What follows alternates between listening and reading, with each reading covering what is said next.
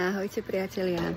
Asi už všetci viete, alebo teda tí, čo ma tak aktívnejšie sledujete, že túto sobotu sa z môjho stavu rozvedená, ale zadaná, stal stav vydatá a že s týmto stavom som zmenila aj priezvisko. Už nie som Slavka Kmeťová, som Slavka Kloknerová.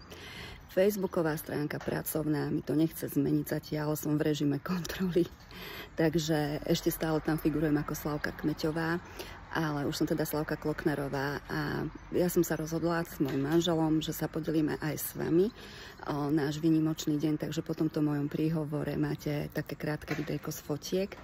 A veľmi pekne vám ďakujeme za gratulácie, chodí nám ich hojne, čo som dávala aj príspevok do príbehu, aj čo ste mi písali pod oznámenie, keď som to zverejnila, takže naozaj vám veľmi pekne ďakujeme. Veľa ako nestíham všetkým odpisovať, ale teda vážime si to veľmi a ďakujeme ešte raz za podporu. Takže ak vás to zaujíma, ak ste zvedaví, tak sa kľudne pozrite.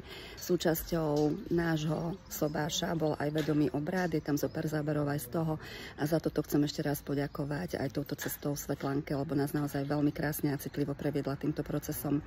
Majte krásny deň a vidíme sa čoskoro. Thank you.